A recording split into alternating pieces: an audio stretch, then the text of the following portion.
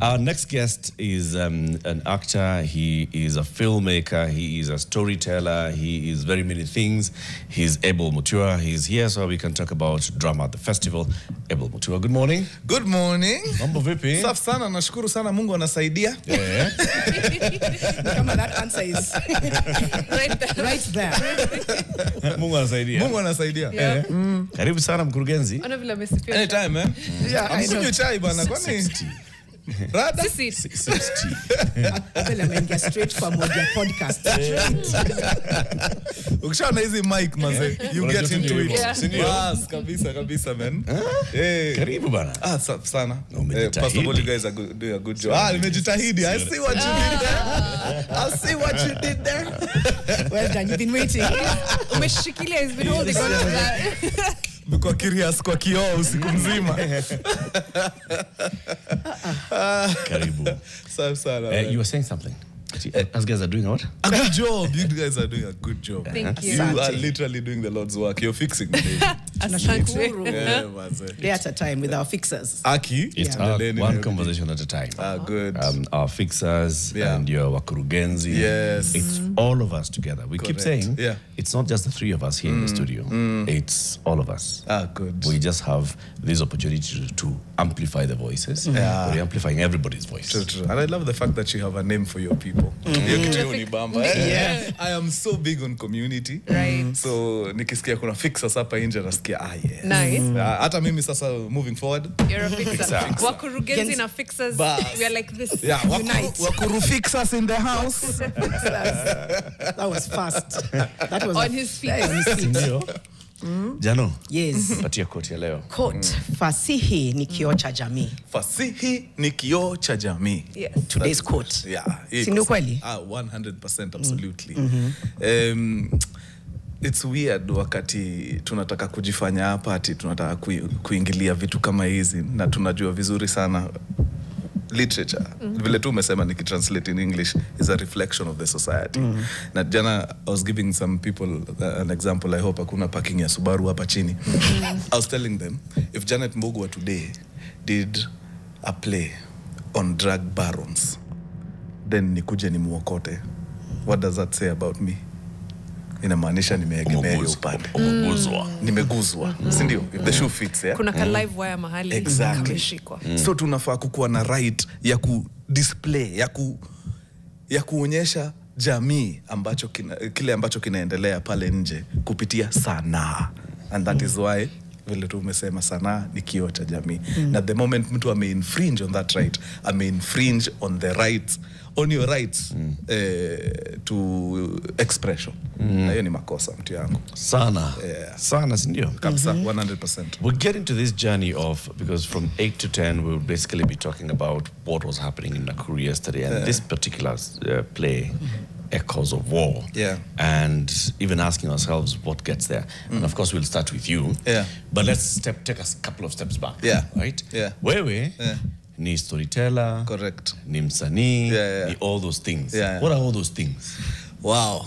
First of all, like I said yesterday, I am a product of the Kenya National Drama Festivals. That is where I was conceived. Wow. Storytelling is broad, is diverse. Hiyo skit mtu anapiga pale mtandao, that's storytelling. Hiyo play msichana wa Butere girls anafanya kwa stage, that is storytelling. Ile cinema tumeandika kama hiyo yenye tulitoa last year, that's storytelling. So mimi anywhere stories are being told, I am there. I am there. Nikisema all those things ni juu storytelling is so wide. So niko kwa all those different facets. What led you there? Wow. It's a long story, lakini let me try and summarize it. So as a kid, I always knew that I had a thing for TV, but I didn't know how to get there until when I was 12, when I met a veteran. Na ni ile tu kibahati kimungu, I didn't know. So I was doing my rounds in Kibich, nini. That's where I grew up. Then I met this gentleman in a very nice, sleek Mercedes-Benz. Kuona Mercedes Kibich hiyo si kitu ya kawaida. Doesn't happen every Tuesday. So mazemi, I'm there trying to peep into his vehicle, nini akakama kanichuna masikio kidogo, but friendly, you know, gently, like, you know, the way a father would. So akaniuliza, what are you doing there nini? Nikamwambia I'm fascinated by a vehicle. Akaniambia ingia hapo, let's go for a drive. Mind you, I was only 12. So as we were driving, this gentleman tells me like his life story in 20 minutes. Born somewhere, I think at the coast, I'm not very sure. Went to a good high school, went to the Kenya Institute of Mass Communication, was employed at KBC, rose to become one of the guys at the Presidential Press Service. The name of this gentleman is Ishmael Mohamed. Alikuwa analeta show ilikuwa inaitwa Yaliyotokea back when you were... NZZ. Exactly. So from that, nikajiambia, so watu wakienda kwa TV wanaendeshaga Mercedes? Even ninaingia. So that is how I ended up in media. Like that was the take. Mercedes, TV, let's do this. Yeah, so when I went to KMC, I discovered film production, and the film production script writing is there. Right. Mimi naturally I'm a storyteller. Mimi wale watu, we were CEOs when we were in primary. Abel and your company hapo nyuma, mutoke. Yeah. So I knew, hii story yote muku waganaza huku, I can put them down. Ikuwe screenplay na tufanye. That's how I ended up in scripting. Then of course you went into acting, yes, we know that. Correct. But in terms of the storytelling, something shifted during the pandemic. Yes. I think COVID is what introduced the Wakurugenzi community. Yes, that is very true. And in a way, you know, I think you and your folks, your people, the big six, the round table you did, culture shifters in storytelling. Correct. How did that happen? How did you merge storytelling to shifting perspectives culturally? How did that happen? So, like I said, niliingia story to scripting nini, so I was doing TV shows. You know, that's my area of expertise. And it's weird, like I've written quite a number of shows, but anytime people are mentioning script writers and nini, I was nowhere in the room, and I wonder why. So COVID comes, Judy decides, wewe umetupigia stories za kutosha hapa, ebu tuende pale urecord hizi stories. Let's find you a new audience. You are boring us to death with the stories, man. So I go, we record the story, and it goes out viral. So see, that's how the YouTube thing was born. Now, the power of a community. So as I was doing my storytelling online, I kept reading the comments. Now guys were there like, hey manze, I didn't know about XYZ. Because of your story, now I'm in the know. I was feeling A, B, C, and D, but because of your story, now I'm feeling a bit different. You've given me a new lease of life. Hey, I was like, manze, this thing is powerful then. So me, I am a very good listener. I listen to what the people on the ground want. So the issues that nilianza kuona ziko mob, I picked up on those issues and just started addressing them. Pole pole tu on my stories. I go and do a bit of research on them, then I address. Ivo tu, tukaanza kufix nation pia sisi. One story at a time. There One you story go. at a time. That's how it started. And so when you're telling stories, it's about entertaining, but also about changing perspectives. I mean, it's a balance for you. So yeah, I usually tell guys my stories have three things. The entertainment aspect, there has to be some sort of inspiration there, and I have to educate. Yeah, if I have two of those three things in a story, I'm good. If I'm missing two, that story is not worth touching. Dead and done. Yeah. In a country where sometimes the structural support is missing, clearly community is the thing you've leaned on. Very true. Community of creators, community of also people who are consuming the content. Yes. What would you say is the one thing that community has given you that you think isi kazi yenu but mmeifanya anyway? Wow. That's a very good question. So my background is in film. Unfortunate that I'm saying this on national TV, but film as an industry in this country has been dead and buried for the longest. There's a way people used to do stuff. It doesn't work for Africa. Enda patiwa funding ya $100 million, come produce your film. That one can never work. Now, number two, you can't grow using such a model, because you know what happens? A producer who's very talented spends 6 years chasing for funding so that they can produce one movie. By the time they're producing this one film, amechoka, ataki hata story, anataka tu ai produce, amalize, aende. So zero marketing, zero nothing. As long as they've kept a little profit, that's it.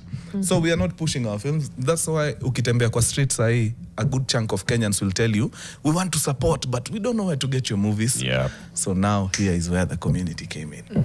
We decided we need to change that thing. First of all, we cannot be begging people for funding.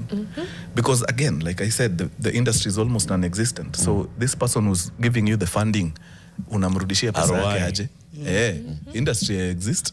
So we decided, you know what? Hawa kurugenzi hawa, tutawaambia tu plight yetu. Tuambie situation vile iko kwa ground. The situation on the ground is that we are struggling as filmmakers, but there's a way we can turn that around. Number one, hii funding tunaenda kupigia wazungu magoti watupatie. Nyinyi mnaweza ingia kwa mfuko mtupatie ka 100 hapa, so 2 pale, so 5, 1000 hapa. Whatever we collect, tuende tufanye mambo yetu. That's number one. So now the issue of funding tumesha sort. Haya, once we have our show, nyinyi ndio our first customers. Nyinyi ndio community yetu. We've gathered you as a community for like 2 years now. Tukitoa cinema, kwa nini nyinyi msikuwe the first people to watch? So those people were our first customers. Unaona? And then they became our sales agents. Yani the community imetusaidia hii town. Kama si hao hata sijui tungekuwa wapi. Kupush mbaya. So now the industry imeanza kukani kama something is happening. And we got used to that idea of paying for Kenyan content. Exactly. Once it becomes access, it doesn't have to be in a theater, it doesn't have to be a TV. Lazima umeenda sijui. Actually, just to brag a bit, sisi ndio the reason squeeze unasikiaga kitu ikitokea, si uweke link tulipie. Sisi ndio tulianzisha hiyo kitu ya kulipa na link. Innovation tu kidogo. Na again, ilitoka pia from community. From one of our audiences hapo walisikia tuna struggle, they're good in tech, akaka reach out. Niaje wacha tutengeneze platform. Right. 1 + 1 = 2. Exactly. Now, that's a structural issue that's clearly lacking, but you figured out a way. Yes. The same structures are here trying to maliza our girls in Butere. Yes. Let me just, initial thoughts, even before you are the creator, you're the nini, as a parent too. Yes. What went into your mind when you're seeing these girls? Jana, even being banned before, but specifically Jana. Wow, Mazayani. You know, for you to be hated by high schoolers, you have to be yani. So first of all, after the incidences yesterday, tulirudi tu huko kwa kina Koigi wa Mwere. It's sad that these are things we are talking about in 2025, to be really honest. Hata Koigi yako alive, by the way. Yuko area? Hey, mazee, najua mali yuko amechoka mbaya, man. And yani art, kuna mali watu wanafaa waende tu wa relax ni hapo kwa art. The thing that art is doing for people out here. Bra, kama si hiyo drama festival platform, I wouldn't be here. And that mimi kukosa kukuwa hapa, it means hundreds of other creators hawangekuwa hapa. Yeah. So it's sad that we had to get to that point.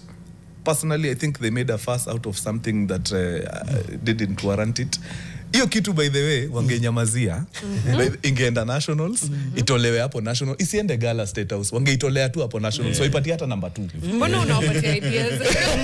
Mbona unawapatia ideas? Should have come for advice. But now, because of what they did, imefika point now, guys are willing to pay waende wa watch. In fact, I'm getting a lot of DMs, maze. You guys, see, you do your thing. Ileteni hapa KNT wana tulipe tu. What do you understand? What's the problem? From your own understanding, what is the issue?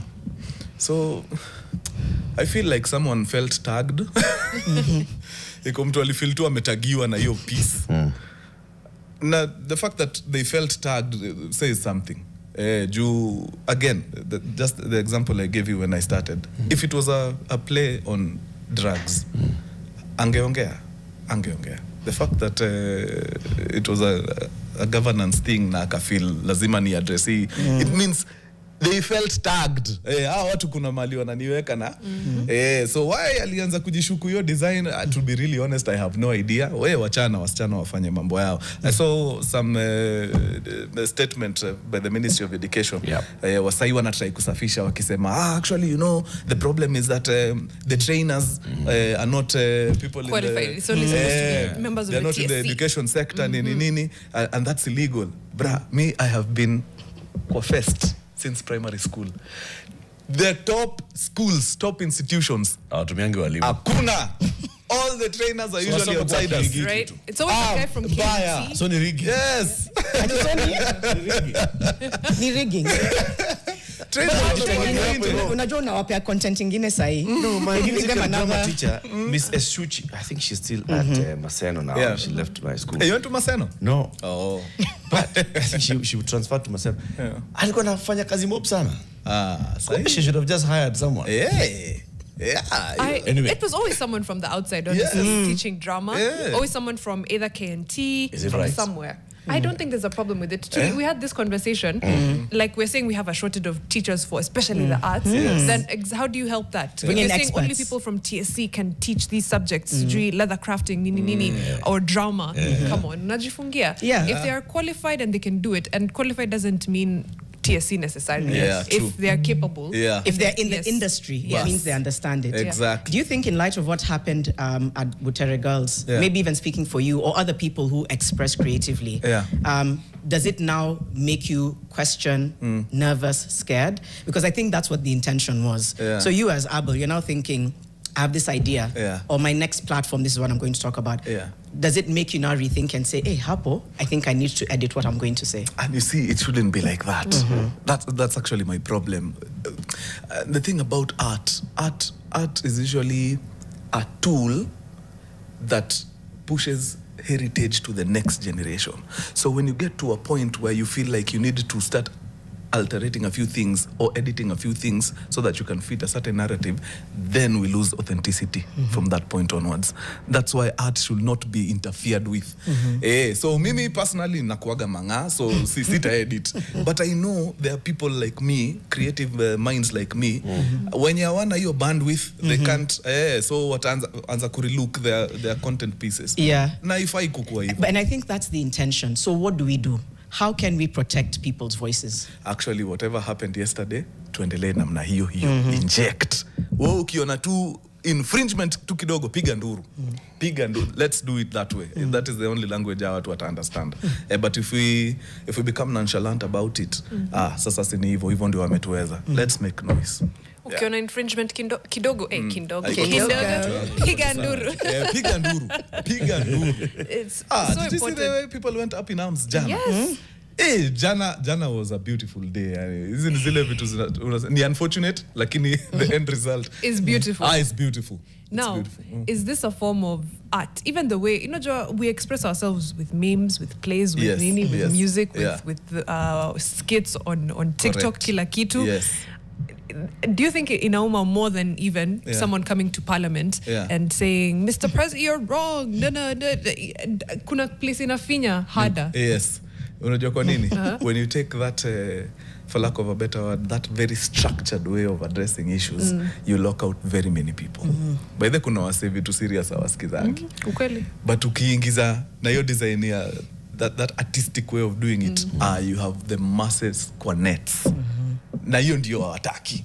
Hawatajua wanajua hii sasa chances za hii kwenda viral iko very high. Right. As opposed to mtu tu kusimama in a very formal setting kuambia wasee nini. Hiyo wanajua. And that's why hawatasumbuana na some people wakiongea sana hapa. Jua wanajua nobody takes them seriously. Lakini skit memes. Hizo vitu zinaenda like wildfire, man. Actually, I think the reason why Trump is in office today ni sababu ya art, hata si kitu ingine. Zile vitu watu walikuwa na zile podcast aliingia, memes wali make zake nini. Hizo ndio vitu zimemweka in power. Could tweet to every 30 minutes. Yes. It keeps you top of mind. Exactly. In a way. So you almost like manipulate the public. By being like, I'll be in your face, vote. And people, I'll never vote. Then they find themselves on the day. That's the power of art, why face censorship. Let me see. Surprisingly, no. Hey, and the way I'm risky sometimes. Surprisingly, no. No, I've never. Okay. I've never. I've been fortunate enough. Which is why I think we need to keep making sure that these things don't happen. Yes. So that next time we're having you on, by the way, Sasa, now it's beginning to happen. We can't be moving backwards. But the trail from like when you start from Tidy High, it was entertainment, but it was meant to be informative. And then now you're moving to a place where you're much more politically active. True. What has changed in the people that you're speaking to? So when I was starting, we were all teenagers, man. So we cared less. Vibe. Cared less about the economy, man. now we are in the taxes. You're adulting. So now it's pinching us proper. So say even the messaging has to change because my people have grown with me. Right. Beyonce say akianza kuimba Survivor, muda mchukulia serious.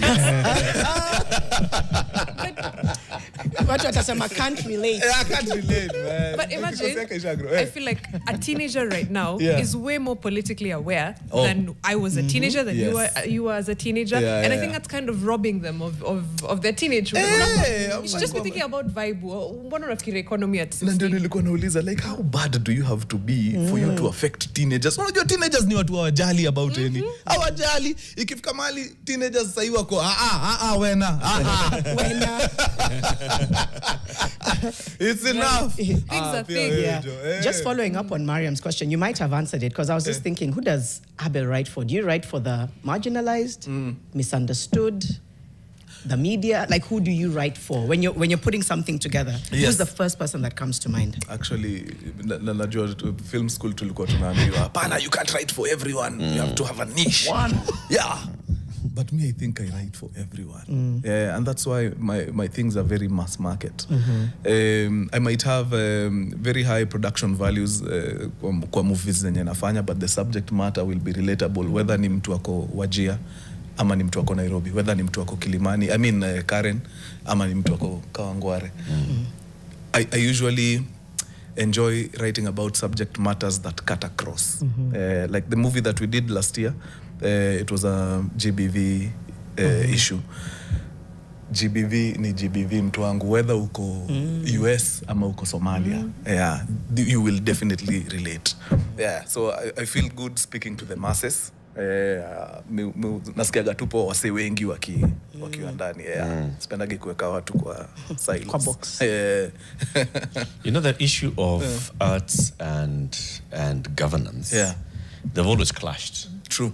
Right? True. Like, to a great extent, religion and governance and politics have always clashed. It's like they're competing, right? So let's take a break. When we come back, we look at now that clash. Yes. And how both sides can actually utilize this clash. True. You know, to benefit the entire society. Correct. We have seen it. We have seen this particular play. We've seen Shackles of Doom. Yomo went into exile because he was just kwani watu kuja Kameredo watu 10,000. Kwani ni makosa. Kwani ni makosa. Abel Mutua, mkurugenzi, is our guest for this hour. We are talking about the arts and how the arts are transforming society. And also, we are segueing into what happened yesterday in Nakuru with the issue of Butere girls and their play, Echoes of War. We are on X Space because from 8 a.m. we are taking the mic into the X Space. Our digital baraza is on. We'll be back shortly after this.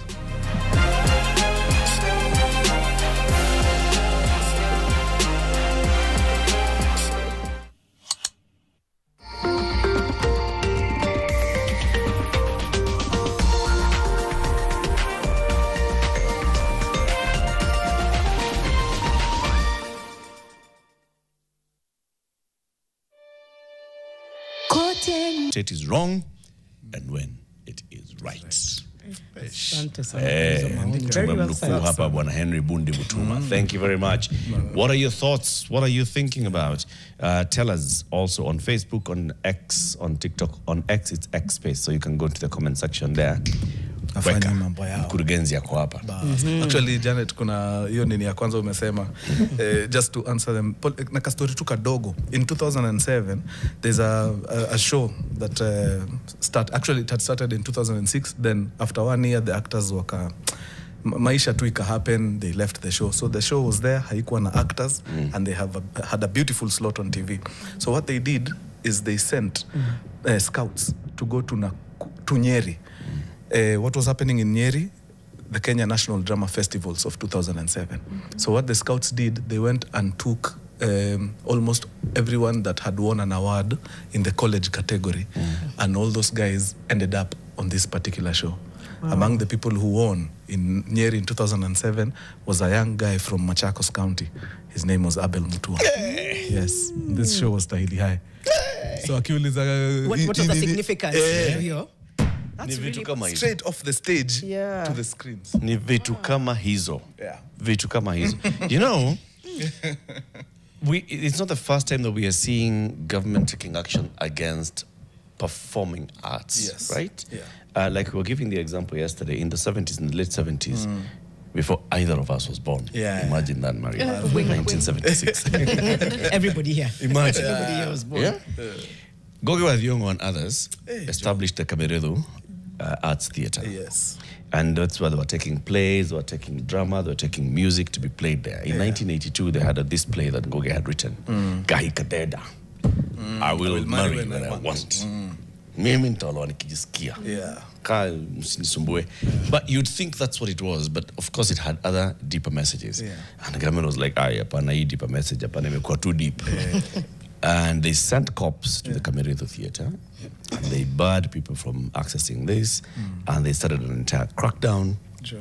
And this became famous because this is the moment when now it's the government basically saying, Ngugi wa Thiong'o, you and your plays, kuna vile.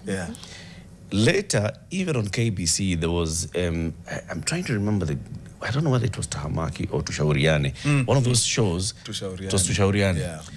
It started airing on KBC, and then the government was like, hey, toa hiyo kitu. So it was removed, from air. Here we are again with Cleo Malala, with Shackles of Doom, now again with Echoes of War, and those in power feeling some type of way. Kuna vile. There's always been this clash. Why? And I've seen excerpts of the script. To be really honest, me, I'm not seeing. Yani, it's such a generic story.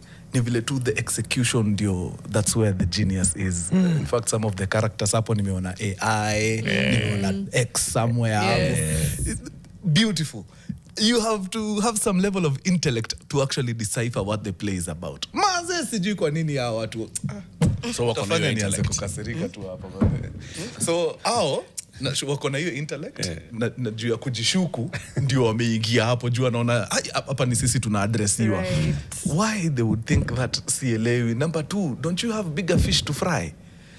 Wewe umemalizana kabisa na ngori zetu za health sector. Umemaliza. Umemalizana kabisa na insufficient schools. Huku naona watu wanasoma chini ya miti in 2025. Hizo umemaliza. Ndio tuende Butere girls tukawasumbue. Yani the priorities in this country sometimes huwa zinanifanya tu. It's insane. As we get back to the Butere girls Echoes of War, because I think it's important we give it that space today. I want to go back a bit to the storytelling and activism. Maybe for you, in a personal perspective, because storytelling is also a form of activism. It is. So what do you feel that you're actively trying to fix or heal in society? In the society. So, and I think you are part of this conversation, Janet. Yeah, actually you are. Last year, my co-founder did something towards the end of the year. They went around a couple of counties, just speaking to women, and the atrocities that they have gone through in the hands of men. I have never been so heartbroken since after watching the documentaries that came as a result of that. Then what was evident is the fact that these women are actually suffering because there are men in that society that have just decided to, be tone deaf, number 1. Number 2, they've decided, you know what, not my monkey, not my circus. When a Joe naumia Mariam, but sasa unaona mimi sija kuoa. Unapigwa na husband wako. Wewe pole. He's a man. Not my problem. Number 2, the people that are frustrating these women are men who are also frustrated. Why are they frustrated? Because they do not have avenues to speak out. People are going through a lot. Men are going through a lot out here. But since we are not giving each other conducive environments to speak up and speak out, there's pent-up anger. So when you're watching the news and a guy in Western has katakated the wife because of ile mkata ya mwisho, tunaitaga defender. Hiyo defender imefanya amekatakata wife. It's not about the defender. See your love. Shida ni umse akona issues na hakuna mtu ameiaddress. Watu wamekuwa tu wakimwambia wewe ni mwanaume mpambana. Wewe jikaze. But tutajikaza mpaka lini? So the sooner we start addressing ourselves as men, the better for everyone in the society. And on Valentine's Day, you did something for men. Correct. Was that part of the conversation? Or walk us through what was happening there. So now, after we discovered that women are suffering because men are not okay, we decided to be the first people to create an avenue where men can just sit and talk without the fear of being judged. Hakuna stigma. Weka hapo tuambie, maze niko vibaya. Niko vibaya. It's unfortunate. I was hearing a story the other day. A group of men sat in a bar from 5 p.m. after work to 2 a.m. They all stood up at 2 a.m. 4 of them went to the house. 1 of them went and opened his car and slept inside because he had nowhere to go. Hajalipa rent, amefukuzwa, ako nje, gari yake ndio the only thing ako nayo. So this guy alikuwa analala nje na wamekunywa kwa bar from 5 to 2. Hajasema kitu. This guy is nashindwa all these hours you guys were seated there. Nobody picked up anything. Jamaa, because I'm sure he wasn't jovial. Mtu angekuwa keen, sorry, pick up. No, there's something off with this guy. It just goes to show how we interact with each other as men, which is unfortunate. Janet sai kitu kimepeni hapa ile nduru ataenda kupiga hapa. Now we will know she's not okay. Sisi mazee unataka ukae nayo, mazee ujifinye nayo. No, sitaki kukaa ni kama I'm miserable in front of my people. Sitaki waone ni kama niko, but at what expense? Wewe mwenyewe unajifinyilia, unaumia, then eventually unakama unaanza kukua harmful to other people uko nje. Might not be the people around you, but uko nje. Unasumbua watu wengine uko because you're frustrated. Tuko na hiyo nini tendency ya kutaka kuficha vitu, sweeping things under the rug. Sisi kwanza as men. But then now it's also now national. Because again, the reason why this play was getting pushed back is inafanya certain people wakae vibaya. They don't want it to be performed at State House. The First Lady is an alumnus of the school. Institution, Kila kitu. So people sometimes feel that art is, mbona unafanya Kenya kae mbaya? Mbona unafanya tukae vibaya? What's your pushback? Because is it your job to make it look good? So, or to be honest? So we look good and then? That's the question we need to ask each other. Alafu, wacha tuone mali shida zetu ziko. Ndio turekebishe, tujiangalie. Exactly. Hata walisema fiti sana, tujiangalie. Wacha tuone mali shida zetu ziko, turekebishe. If we continue sweeping things under the carpet, what are we doing for the generation that is coming after us? And that is why by that tumekuwa unruly. Wacha nikwambie, see, it's not that by default the Gen Zs are the way they are right now. Ni juu tumewasetia presidents. Tulianza tu kukua manga, wakadiscover, wait. Kumbe a government official anaweza fanya nonsense na tusimwambie kitu. Okay, so hata mimi basi. Utaniambia nini? Wameset presidents. We might as well. Let's do it. Alafu anawasomea. Like, why are you being rebellious? But we learned it from you. Who raised you? You. I think the biggest issue we have is we have a deficit in accountability, but we don't like the word. Accountability, I think, comes with shedding shame. Yes. It's associated with shame. I think if we can fix or normalize or make it hot, I don't know. I don't know what we can do with that word. Make it cool, make it fun, make it cool. Because accountability means I have to admit something I did wrong, which is okay. But there's no way they're just like, we are fine. We are fine. True. Accountable for what? We are doing what we're supposed to do. We're working on the budgets. Like, imagine just say, tuna pesa. We messed up. We should have piloted CBC or Shifsha, waited a bit. I think we made a mistake, but we're rectifying. Nothing. And actually somebody said it yesterday. Aliandika by the vile ikitu ingefa play out. Vizuri kabisa. Aliandika, okay, sawa, the play is out. Sawa. Get the president to watch it. In fact, take the girls to State House. Wacha mzee aseme, leteni ya wasichana, wacheni ni watch kitu.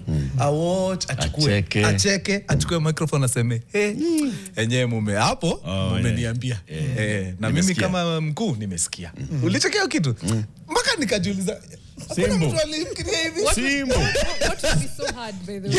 Actually fine. And that's where I think the people who are in positions of authority, because you fear, you are not comfortable and confident with the job that you have. Yes. You fear that the repercussion is going to come in another way. So you find these junior lackeys are the ones who are just doing all these things. Instead of thinking, actually, how can we take advantage of this? Exactly. And beyond that, though, it's governments fear the arts because governments know what the arts do. Exactly. What creative arts does. We know how, these things shift cultures. Yeah. They shift perceptions. Yeah. If you just look back and you see many of the older people nowadays, the music that they want to listen to is rumba. It's Congolese. Yeah. Why? Yeah. It's because in the 70s into the 80s and into the 90s, the music that you'd hear playing on KBC would just be rumba. Good. You wouldn't hear a lot of Kenyan music. No. And it was some direct censorship. Yeah. Do not allow this Kenyan music to come out because Kenyan music starts expressing. When Kina Joseph Kamaru, soon after JM was killed, and Kamaru, I think, released a song after JM was killed, there was a crackdown. Anybody who has that record, inachukuliwa na polisi, inavunjavunjwa. Right? Yeah. Because it communicates. Yeah. And they know the power of music and the power of arts in communicating. When they were banning Gogo Athiongo and then censoring KBC and making sure that KBC does not play this kind of music. So, I mean, if you're a musician and your music is not going to be played on KBC, so just go and start doing other things. So the only musicians that you had are those ones who are just doing those social things. Lunch time, nini, mtu fulani nakupenda. Nothing. Nothing about, the consciousness of a people, of a nation. Because government knows what that does. It's the same thing we are seeing here today. Government knows, okay, it may just be a play, but it plants a seed. Very true. But now instead of looking at that and seeing how do we use this to actually advance and make sure that we are a more open society and we engage, we are cracking down on it. Makes it worse. It does. It does. Because now you don't have one media platform that you can go and say that you don't Communication Authority ban any TV station from play. I feel like they're playing Tom and Jerry with art. You'll never. It's true. Like you can't. And it's been that way since the 70s. You try to run. See that. Those two never reconciled. And I don't think one ever caught up with the other. And that's what it feels like. And I think that's what will continue to happen. And someone who knows the power of art and how to use it to their advantage. I tell guys, soaps didn't just come about. Do you know soaps were actually projects by the CIA? Yeah. So when the Americans were going through the Cold War, kulikuwa tu na crisis, like a tough economic crisis. So the only way they'd keep their people going is by offering them hope, selling them hope. How do you sell hope? Tengeneza soap safi sana. Ya mtu tu ako huko chini, na eventually they come and make it in life. That is why storylines are almost all the soaps There's a poor person somewhere and a rich, it's a poor boy, rich girl. And then, will they not? Will they? And then they do. It kept them going for a whole decade. And even I think in countries like Mexico, when they were trying to also speak to families, I think it was curbing either families that are too big. They started making soap specifically for small families, man, woman, two children. And it evolved. It communicated. You can actually have a life that you can afford and access. It's cool. And the numbers showed that. So you're right. It just quietly communicates something. So basi mbona pia unaniambia hawajui hizi vitu? They know, lakini so and that's why this drama festivals and taking it all the way to the presidential gala is for that. But then you're looking at all these other things. Okay, let the children come, let them sing about disease in our society, let them sing about loving one another, let them sing about those, but don't touch politics. Don't touch governance. Ongeni mambo ingine ya huko, mambo ya nyumba, mambo ya watoto kuheshimu wazazi wao, those kind of things. Lakini msiongee mambo ya siasa, ni wachane na. So this time when they see it, Malala has written a play, they don't see the girls. They're seeing Malala. That's their problem. It is Malala who has written the play. It's not that there's a play and it's a very good play. It went through the sub-county to county. It was actually coming out. This is a beautiful play, and not just on the writing, but on the execution of it. These girls are actually acting out this play so well that you can feel the characters. Correct. That's why the adjudicators will be like, "He tuipatia number 1, mnaenda county, mnaenda regionals. Naenda nationals. True. It's because the girls were actually doing it so well. Yeah. But we want to kill all that. We want to kill that. What would you say to Butere girls if you were to speak to them today? I know right now there's so much they're dealing with. Yes. There's a lot of trauma. True. These are children. Yeah. Lobbed with tear gas. I'm sure the parents are. Yeah. But just speaking to that creative fire that they have, because I think the biggest danger with what's happened is you want to put out a fire. True. That is already burning in these girls. Yeah. If you happened to run into them, what would you want to say to them? Very nice. Butere girls, do not put out that fire. I'm sure some of them might be scared a bit, wajiambia, you know what, me actually I just want to be an accountant. Hata sijui napigwa tear gas hapa na sita. You have done what art is supposed to do. That is exactly what art is supposed to do. It's supposed to evoke emotions. So waendelee tu hivyo. On the political aspect of things, okay, maybe tunaweza sema sawa, let's take it from here. Juu wasichana warudi tu wasome sasa. They had a beautiful thing going, but some people tu wamekama wameharibu. So they've done their part. Congratulations, kazi safi sana, keep at it. Wacha warudi wasome sasa, tukutane kwa stage tena next time. Sisi kazi yetu ni kuhakikisha it's the last time tear gas will be lobbed at them wakati wana perform kwa fest. Sisi, we are taking it from here. Bas. Yeah. I like that. We're taking it from here. Take it to us. We got you.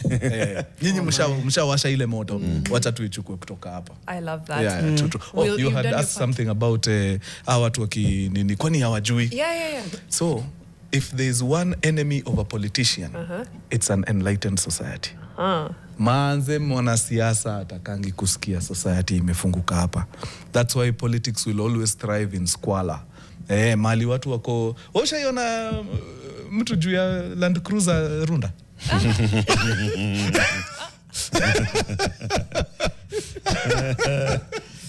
Tumeweka wifi oe. Na vile mlikuwa na mafuriko juzi, nimekuja na tractor hapa Runda, hakutakuwa na mafuriko tena. Utawaiona. Na hiyo nyumba yako ambayo bedroom sita ziliingia maji, basi nitaleta watu waoshe bedroom sita. I cannot.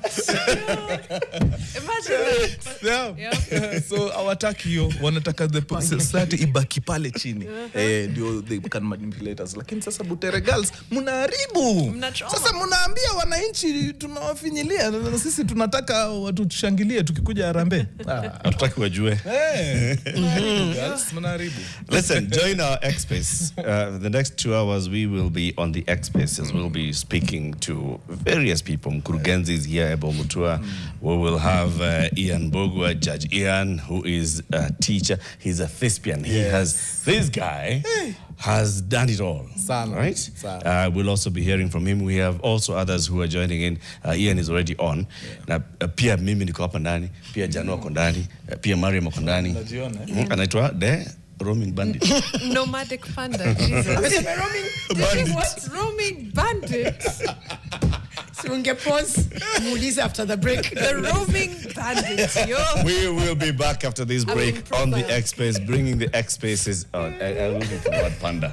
I couldn't think of roaming bandits. The roaming bandits. Yo. Atikos natoka northeast. Sasa una behave kaka. Sasa unaanza ku read between the lines. Between the lines. Lines that don't exist. Keep it here. We'll be back shortly, coming up to 8 a.m.